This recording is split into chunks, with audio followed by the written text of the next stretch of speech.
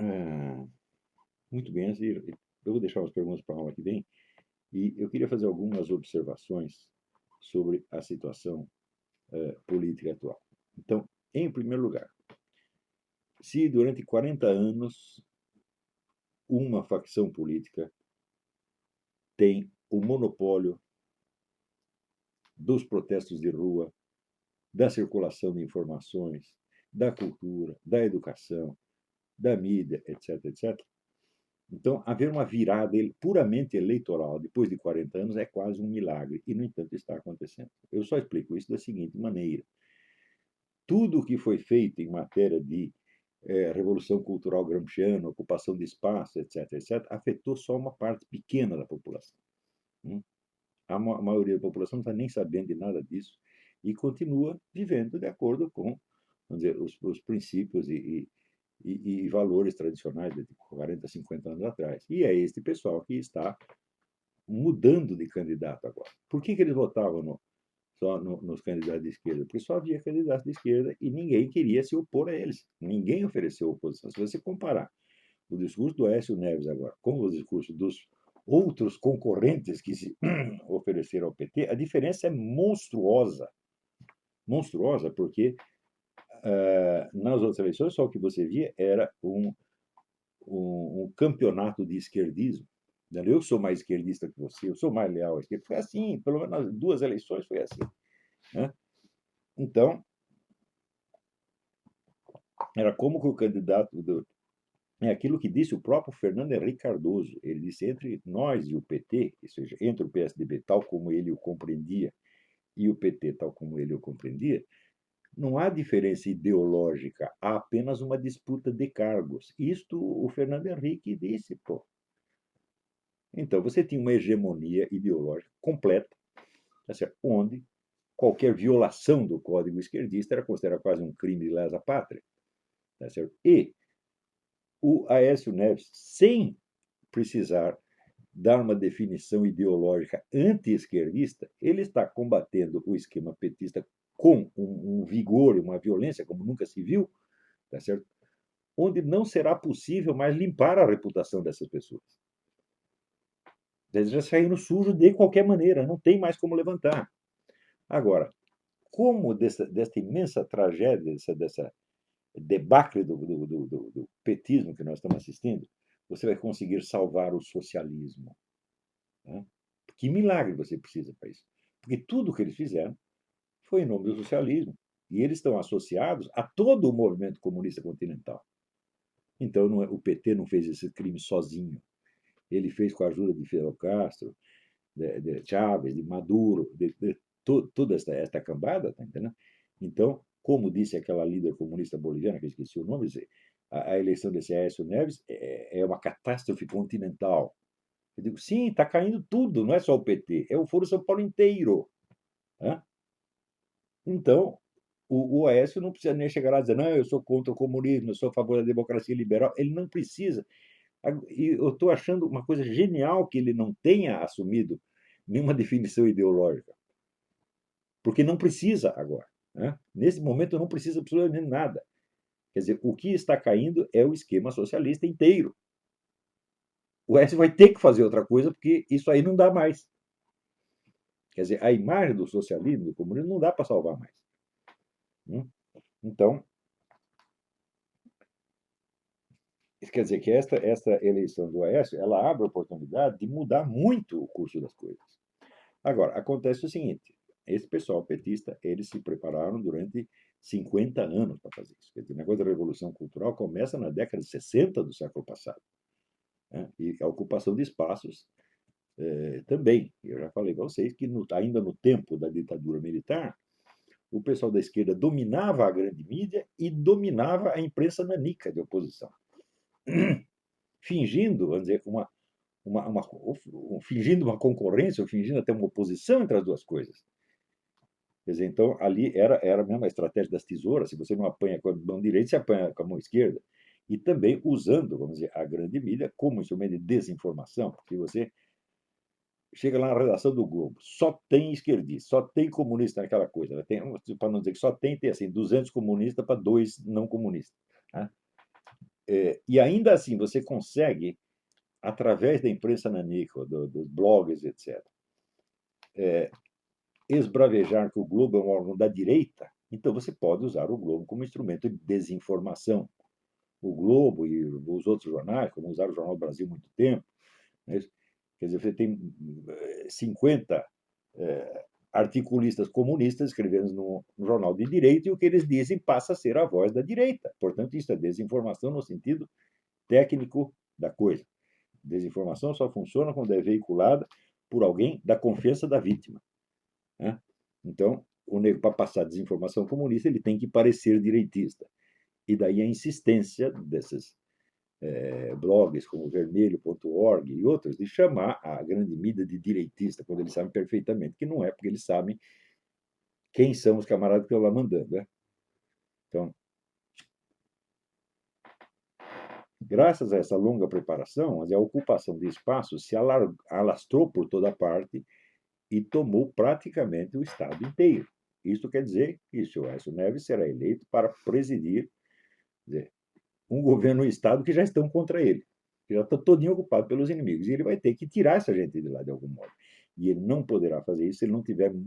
Se o apoio do eleitorado se limitar ao dia da eleição, ele ficará isolado e ele será destruído como Fernando Collor foi. Se bem que ele é incomparavelmente melhor que Fernando Collor era só vaidade, era um absolutamente oco, tá certo? Que eu não votaria nele para gerente de um posto de gasolina, mas é o tal negócio. A direita brasileira, tem um tempo que a direita brasileira é representada eminentemente pela família Marinho, né? E a família Marinho adora pegar um imbecil e colocar lá em cima, tá certo? Para poder controlar o imbecil. A família Marinho e outros, quer dizer, não é só ele. Então, eles nunca procuraram um líder de verdade, mas sempre figuras de fachada, como Jânio Quadros ou Fernando Collor. Quando aparecia um sujeito que tinha alguma substância, como Carlos Lacerda, não, isso não pode. Tem que ser um simulacro. Então, eu acho que a era do simulacro acabou, porque esta direita que constituiu esses caras, essa acabou, graças a Deus, já foi para lá de lixo de história, foi para a privada da história e já é para acabar mesmo, porque esse pessoal fez muito mal ao Brasil, né? Então, o problema que se colocou, vamos dizer, para as forças de oposição ao longo desses anos, o problema continua, que é o problema de você organizar militância, porque só o outro lado tem militância.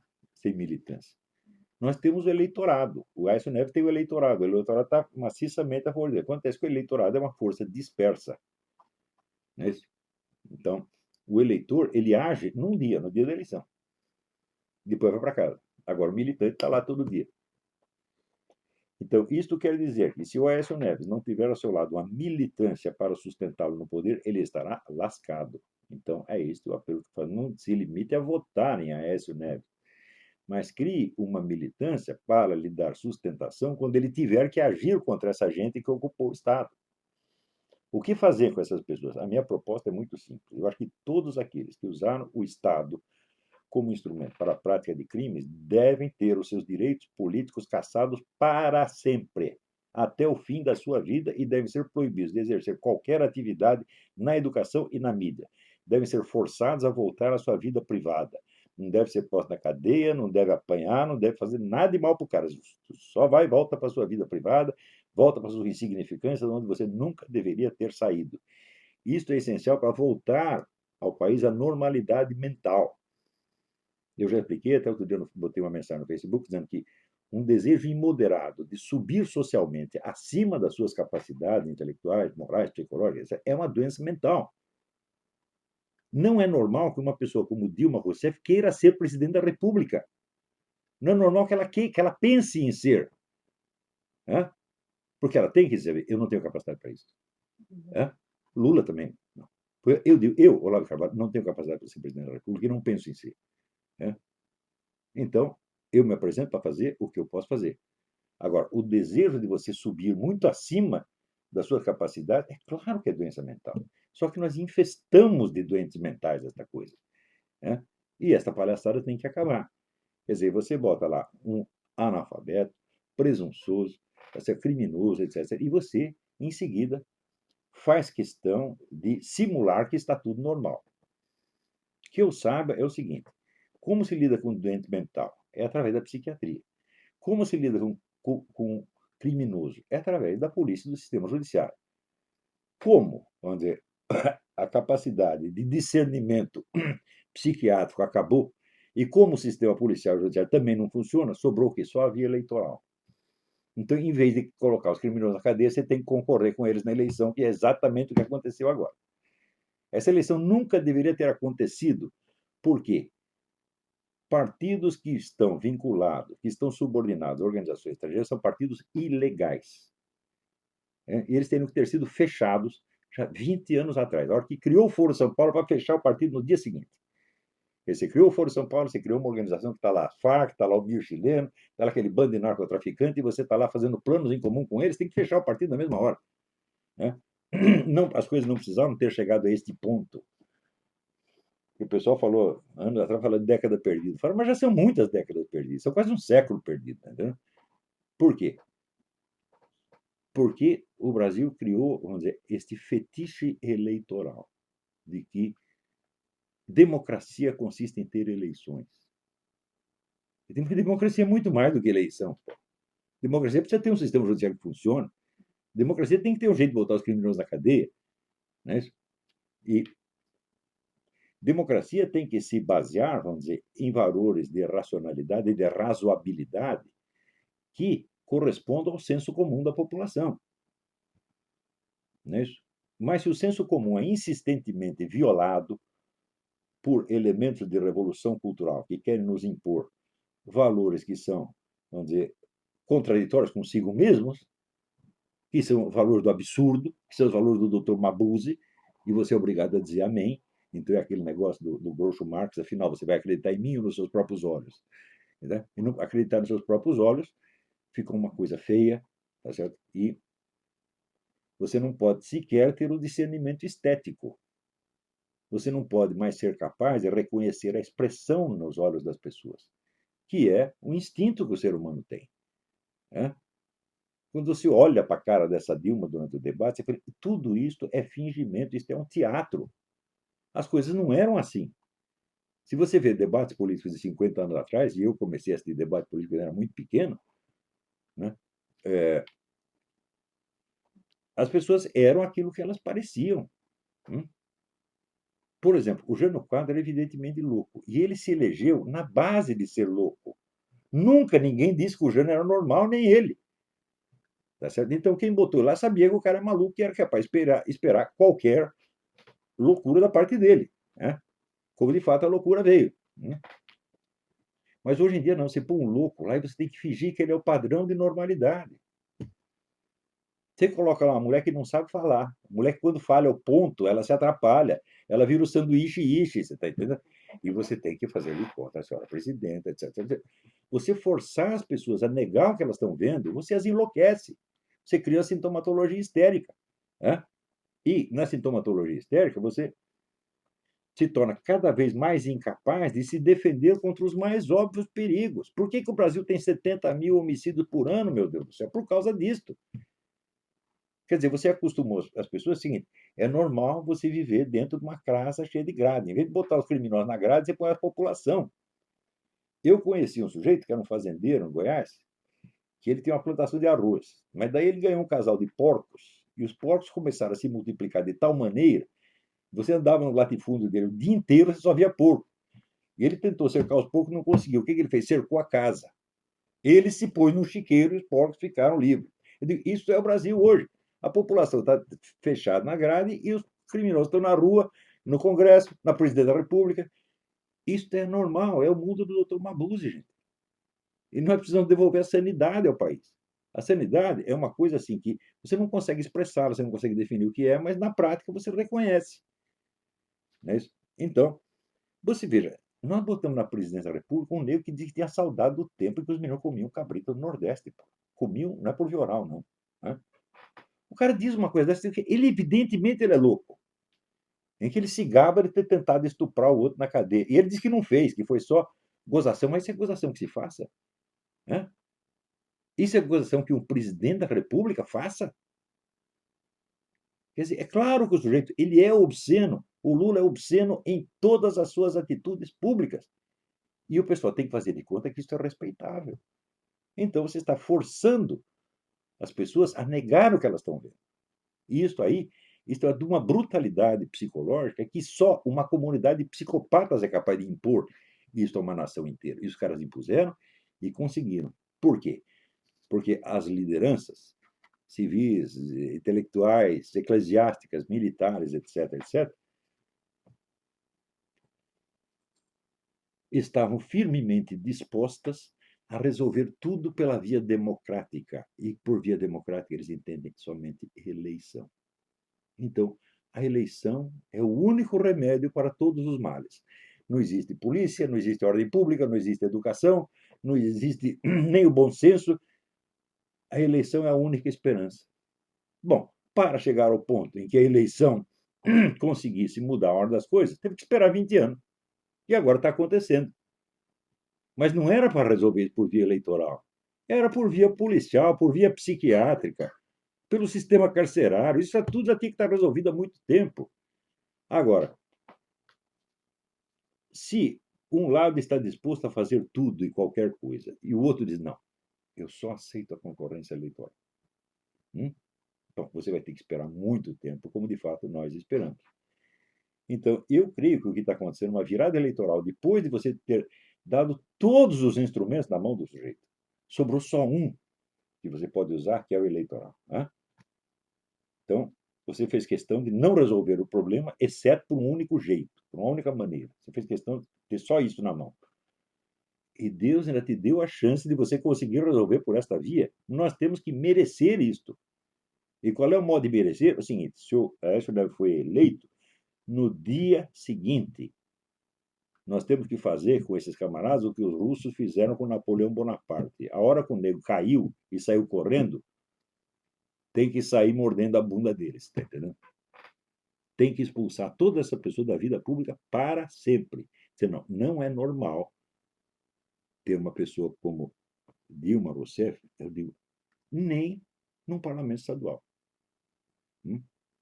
Não é normal você ter incapazes.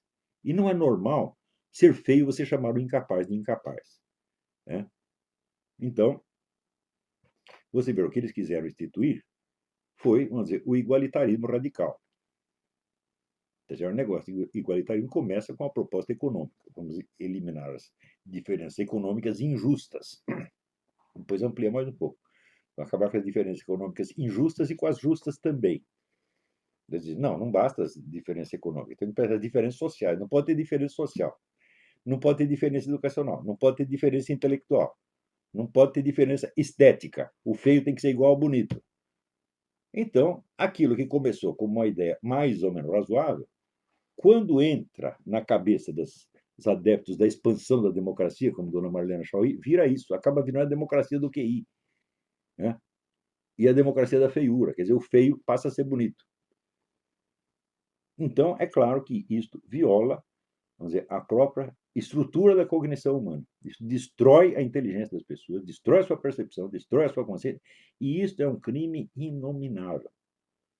Né? Se você, os 70 mil homicídios por ano, o fracasso dos nossos estudantes dos testes internacionais, a inflação que voltou, o crescimento zero, tudo isso que nós estamos vendo, começa no quê? Na destruição da consciência. Porque o único instrumento que o ser humano tem para ele lutar pela vida e resolver seus problemas é sua consciência e sua inteligência. Então, primeiro destruir a consciência e a inteligência. Bom, vai destruir o resto, a economia, a saúde, a educação, etc, etc. Claro que vai destruir tudo. Então, o crime que esses indivíduos cometeram é assim, é imensurável. Dizer, o que vão fazer? Vão fuzilar tudo, botar todo mundo na cadeia? Fala, não, isso aí é besteira. Nós não temos, na verdade, não temos que botar ninguém na cadeia, nós temos apenas que tirá-los da vida pública. Mas tirá-los para sempre, sem possibilidade de retorno. Né? Quer dizer, o mais mínimo envolvimento que o sujeito tenha tido nesse esquema de Foro São Paulo, de mensalão, de petrolão, etc., o mais mínimo esquema é suficiente para tirar. Falar, você não. Eu lembro daquela musiquinha do Enzo Iannacci, vengo aqui, no tu no, mas por quê? Por que não? Eu também vou. Não, você não. Por quê? Por que não? Então, não queremos vocês, não gostamos de vocês, vão para casa e não nos amolem mais. Então, esta é a mensagem. Então, até a semana que vem. Muito obrigado.